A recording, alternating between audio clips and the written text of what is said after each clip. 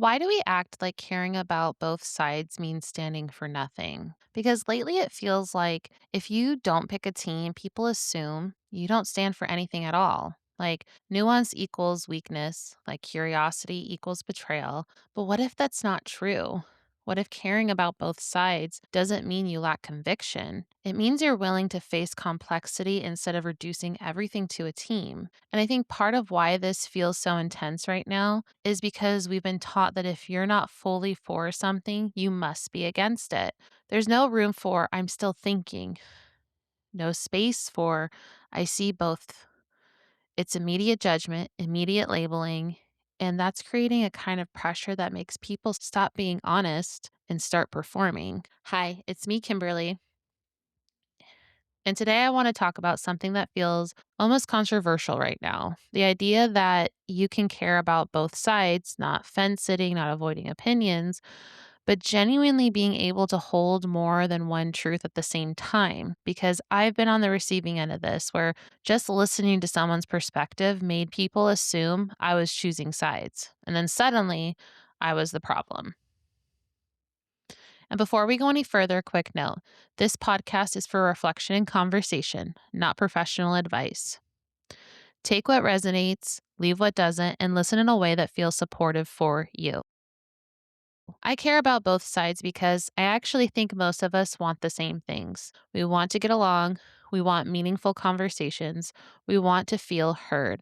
But somewhere along the way, we stop trying to understand each other and we start treating life like a reality TV show where everything is dramatic, everything needs to be extreme, and someone always has to be the villain. But that's not real life, or at least it shouldn't be. I was raised in a lot of us versus them thinking, especially about politics. It felt like I couldn't just believe in good ideas. I had to pick sides. But I kept asking myself, does a side really matter if we all benefit? And what I started noticing is this when people rush to pick sides and demand loyalty without conversation, that's usually not a space where growth is going to happen. That's a space where control is. Because picking a side does something psychological. It gives you identity, it gives you certainty. It tells you, these are my people, this is where I belong. And belonging is powerful. But when belonging comes at the cost of thinking, that's where things start to break down. And honestly, this idea first clicked for me in a place I never expected. Childbirth. I believe both vaginal births and C-sections are giving birth. I know, full stop. And yes, I joke about it with my friends that she pooped her babies out while mine were ripped out of me like an alien, that I gave birth alien style. Because humor is how I survive, but underneath the joke, there's something real. I've heard women say about other women's C-section and about their own that it's the easy way out. Or I felt the tension when I admit that I tried for 30 hours and nothing happened. So I ended up having a not so an emergency C-section. Like, for some reason, it's something I should be ashamed of. And I've always thought that's just such a weird take because I had a surgery. I have mild nerve damage. I still get random pain where I was stitched up. Getting up hurt for months. Moving hurt. I could hold my toddler, but it took everything out of me to do it.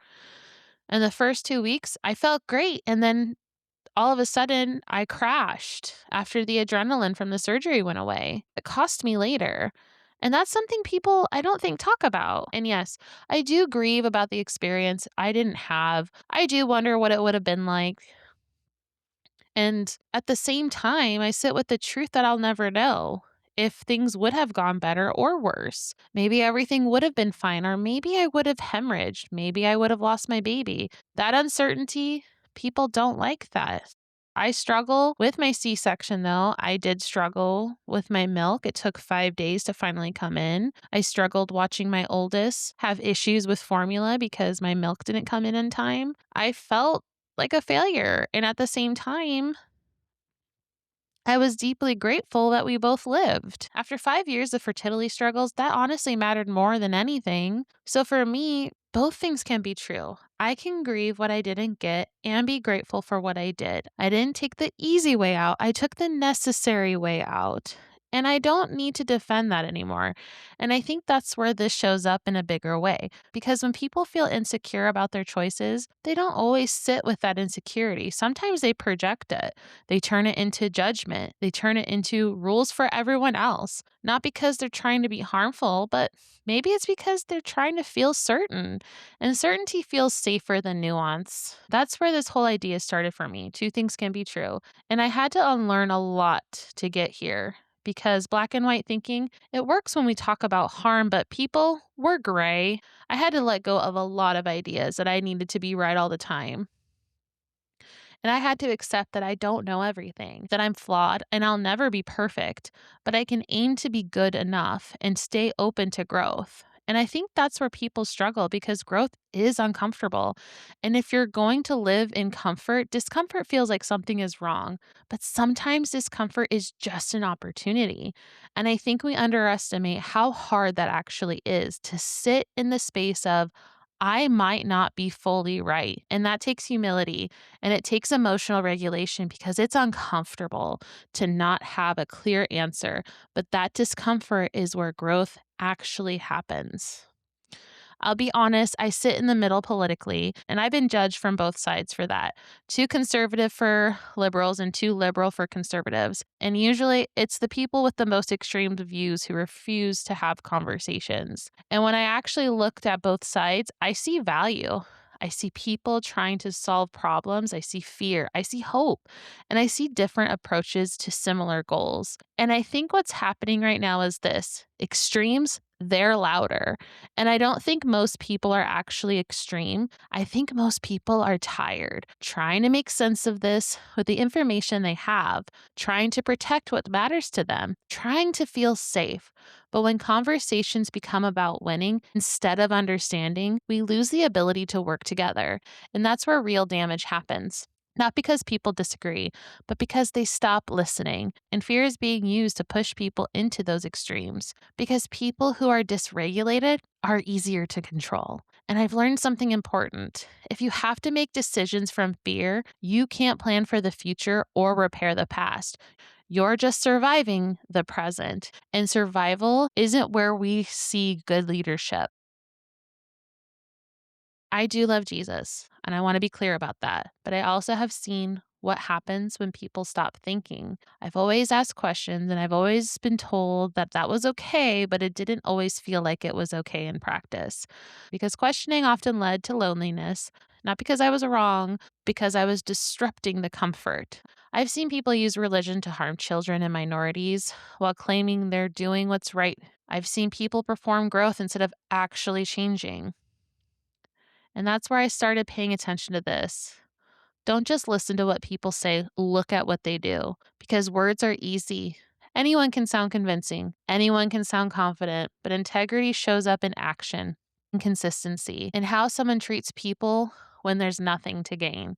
And I think that's why questioning matters, not to tear things down, but to make sure that what we're building is actually aligned with truth. For me, questioning didn't weaken my faith, it deepened it, but it also made me realize something hard. Church as a space doesn't always feel safe for me because I don't want comfort at the cost of truth. I don't want silence when harm is happening. I don't want to sit in a room that feels like if I speak up, no one will have my back. So I've had to redefine what faith looks like to me, not abandoning it, but building it differently through communities, through accountability, through people who challenge me and want me to grow. And this shows up for family too, because I've always been someone who could see both sides. Even when someone was actively harmful, I would try to understand them, defend them, reframe their behavior. But I had to learn something the hard way. Seeing both sides doesn't mean tolerating harm. And this is where I had to be really honest with myself because I was using empathy to stay in places that were hurting me. I was using understanding as a reason to tolerate behavior that wasn't okay. And there's a difference between I understand why you act this way and I will continue to allow this in my life. Those are not the same things. Why are harmful people given access? Why are they still invited? Why are they given the microphone? In every other space, if you break rules, you're removed. But in families, we're calling it loyalty. And I had to ask myself, Who is actually rooting for me? Because I was taught to keep the peace even if it meant eating the pain. And I realized that pain didn't stay contained. It showed up how I felt, how I reacted, and how I even parented. And that's where the line became clear. I will not continue cycles that harm my children. I don't want my girls to survive me. I want them to thrive. And I think that's where we've been taught to turn everything into people, heroes versus villains. But most of the time, the problem isn't a person. It's greed, lack of education, biases. But it's easier to blame the person than face a system. Picking a side makes it easier to sleep at night, but it doesn't make us better. And I think that's the real tension here. Because caring about both sides doesn't mean you excuse harm. It doesn't mean everything is equal.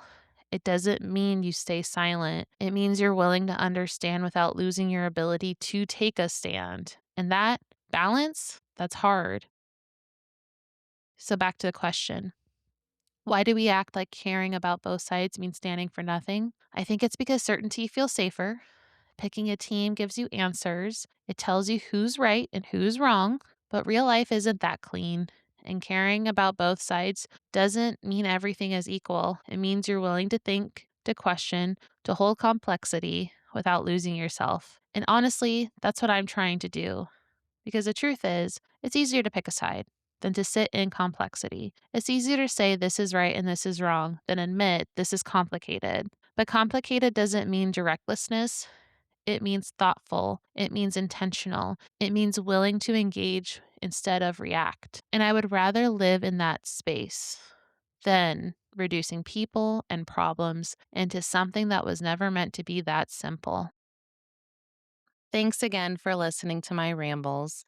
Welcome to Thinking Out Loud. I'm Kimberly. I don't have all the answers, and I'm okay with that. If this felt familiar, uncomfortable, or oddly relatable, you're probably in the right place. If you're looking for a community of people navigating balance and asking honest questions, follow along. We'll keep thinking, we'll keep growing, and we'll keep asking questions together.